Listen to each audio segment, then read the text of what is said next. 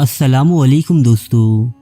یہودی دنیا کی قدیم ترین اقوام میں سے ایک ہیں جو آج بھی موجود ہیں، اور ہٹلر دنیا کا وہ پہلا حکمران نہیں جس نے انہیں صفائے ہستی سے مکمل طور پر مٹا دینے کی کوشش کی ہو، بلکہ فرعون مصر سمیت رومی جرنیل ٹائٹس اور بابل کی بادشاہ بختی نصر نے بھی اس قوم پر دائرہ حیات تنگ کر دینے کی ہر ممکن کوشش کی، مگر اللہ تعالیٰ نے ہر مرتبہ اس قوم میں اپنے برگزیدہ نبی اور نیک بندے بھیج کر اس قوم کو عذاب سے چھٹکارا دلایا، لیکن اس قوم نے عذاب کے ٹل جانے کے بعد کبھی اپنے پروردگار کی فرما برداری نہیں کی، بلکہ اللہ کے بھیجے ہوئے انبیاء علیہم السلام کو نہ صرف جھٹلایا بلکہ ان کو شہید کر دینے تک سے باز نہ رہی۔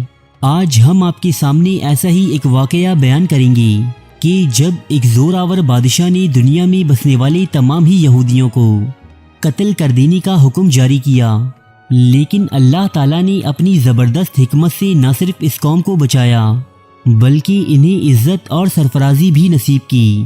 یہودی تاریخ کا یہ اہم واقعہ بائبل یعنی انجیل مقدس میں درج ہے۔ بائبل کے باب بک آف ایستر کے مطابق 5ویں صدی قبل مسیح کے دوران فارس پر ایک عظیم الشان بادشاہ حکومت کرتا تھا جس کا نام تھا زرکسیز۔ دوستو، یہ وہی زرکسیز ہے جو یونان اور اسپارٹا پر کیے جانے والی اپنے حملوں کے سبب خاصی شہرت رکھتا ہے۔ یہ ہنخا منشی سلطنت کا سب سے باروب بادشاہ تھا جس کی سلطنت کی حدود ہندوستان سے لے کر ایتھوپیا تک پھیلی ہوئی تھی۔ اس وقت کی معلوم دنیا میں قائم تمام بڑے اور مہذب شہر اس کی ریاست میں شامل تھے۔ دنیا کی دیگر کئی اقوام کی مانند یہودی بھی اس کی رعایا تھے، کیونکہ اس سے قبل زرکسیس کے نانا سائرس اعظم نے ہی یہودیوں کو بادشاہ بخت نصر کی قید سے رہائی دلائی تھی اور انہیں اپنا قبلہ یعنی ہیکل سلیمانی دوبارہ تعمیر کرنے کی اجازت بھی فراہم کی تھی۔ بادشاہ زرکسیس کو یہودیوں سے کوئی ذاتی عناد نہ تھا، بلکہ یہ انہیں اپنی سلطنت میں آباد دیگر اقوام کی طرح ایک قوم ہی سمجھتا تھا۔ بعد ازاں حامان نامی ایک شخص زرکسیس کے دربار سے منسلک ہوا جو قوم عمالقہ سے تعلق رکھتا تھا۔ دوستو، یہ وہی قوم ہے جو قوم جالوت کے نام سے بھی معروف ہے۔ اس وقت تک قوم عمالقہ اور یہودیوں کے درمیان کئی جنگیں لڑی جا چکی تھیں، اس لیے قوم بنی اسرائیل اور عمالقہ کو ازلی دشمن تصور کیا جاتا تھا۔ حامان، جسے ابتدا میں فارس کے دربار میں ایک چھوٹا سا عہدہ ملا تھا، وہ ترقی کرتے کرتے ملک کے وزیر اعظم کے منصب تک جا پہنچا۔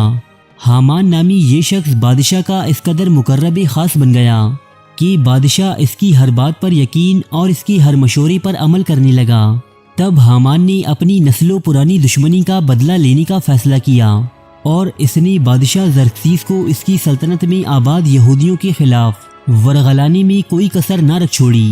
اس نے بادشاہ زرکسیس کو مجبور کیا کہ وہ فارس کی سلطنت میں آباد تمام ہی یہودیوں کے قتل کے احکامات جاری کر دے، اور اس قتل عام پر آنے والا خرچ بھی حامان خود اپنی جیب سے ادا کرے گا۔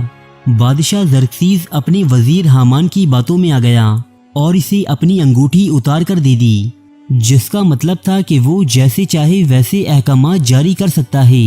جب حامان قومی بنی اسرائیل کے خلاف یہ سازش رچ رہا تھا، عین اسی وقت قسمت بھی اپنا کھیل کھیل رہی تھی۔ ہوا یوں کہ ایک دن جب بادشاہ زرکسیس کے شاہی محل میں ایک عظیم الشان دعوت جاری تھی، تب زرکسیس کی خوبرو اور حسین و جمیل ملکہ وشتی نے سرے دربار بادشاہ کا حکم ماننے سے انکار کر دیا، جس سے بادشاہ کی بہت زیادہ بے عزتی ہوئی۔ اس کے جواب میں بادشاہ زرکسیس نے وشتی سے ملکہ کا عہدہ چھین لینے کا ارادہ کیا اور تمام ریاست میں ایک نئی ملکہ کی تلاش شروع ہو گئی۔ سرکاری ہرکاری ریاست کے طول و عرض میں جاتی اور حسین و جمیل لڑکیاں اٹھا لاتی۔ بادشاہ کی نئی ملکہ بننے کی امیدوار ان لڑکیوں میں ایستر نامی ایک یہودی لڑکی بھی شامل تھی جس کے ماں باپ مر چکے تھے اور وہ اپنے ایک ضعیف العمر رشتہ دار موردیکی کے ساتھ رہتی تھی۔ یہ انتہائی خوبصورت ہونے کے ساتھ ساتھ ایک پاکیزہ اور سعادت مند لڑکی تھی جو ہر وقت اپنی پروردگار کی عبادت میں مصروف رہتی۔ جب فارس کے سرکاری افسروں نے اس کا حسن و جمال دیکھا تو وہ اسے بھی بادشاہ زرکسیس کی ملکہ کے انتخاب کی غرض سے شاہی محل میں لے گئی۔ یہاں ہندوستان، افریقہ اور یورپ سمیت دنیا کے مختلف ممالک اور قوموں سے تعلق رکھنے والی حسین و خوبرو لڑکیاں لائی گئی تھیں، جنہیں 1 سال تک شاہی ادب و آداب کی تعلیم دی جانی تھی، اور ان کا حسن و جمال مزید نکھارنے کے بعد انہیں بادشاہ زرکسیس کے سامنے پیش کیا جانا تھا۔ ایستر ان تمام لڑکیوں میں سب سے الگ تھی، نہ تو اس میں مقابلے بازی کا جذبہ تھا اور نہ ہی ملکہ بن کر تمام محل پر حکمرانی کرنے کی خواہش۔ ایستر کی عبادت گزاری اور پاکیزگی کو دیکھتے ہوئے تمام شاہی افسر اس کے گرویدہ ہو گئے۔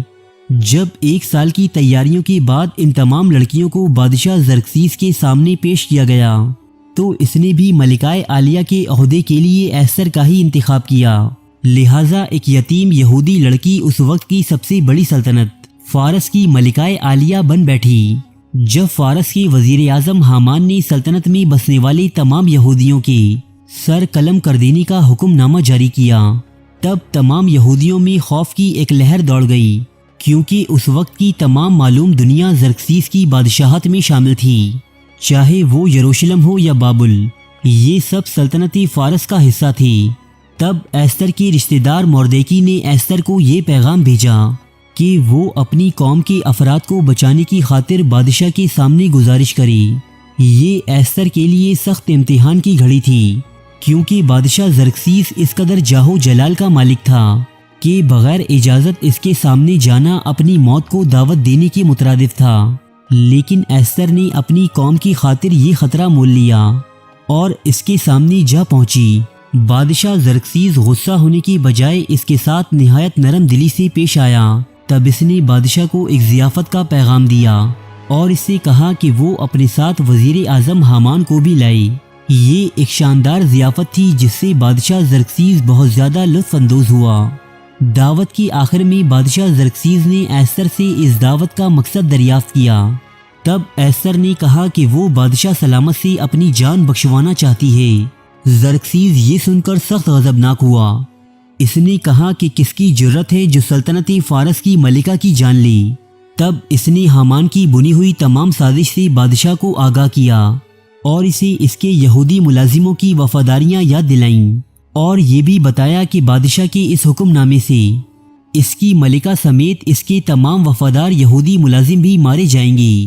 بادشاہ کو یہ باتیں سن کر سخت غصہ آیا اور وہ ٹھنڈی ہوا کھانے کمرے سے باہر نکل آیا، جبکہ دوسری طرف حامان نے اپنی سازش بے نقاب ہوتی دیکھ کر ملکہ فارس ایستر پر حملہ کر دیا۔ شور و غل سن کر بادشاہ واپس کمرے میں آیا اور حامان کو موت کی گھاٹ اتار دیا، جس کے بعد سلطنتی فارس میں رہنے والی تمام یہودیوں کی موت کا حکم نامہ بھی معطل کر دیا گیا۔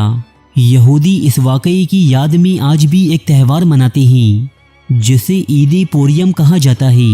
یہ تہوار ہر سال کی آخری ماہ کی 14 تاریخ کو منایا جاتا ہے۔ فارس کی ملکہ ایستر کو آج بھی یہودیوں میں انتہائی عقیدت و احترام حاصل ہے، کیونکہ اگر یہ نہ ہوتی تو شاید آج بنی اسرائیل کا نام و نشان تک اس دنیا سے مٹ چکا ہوتا۔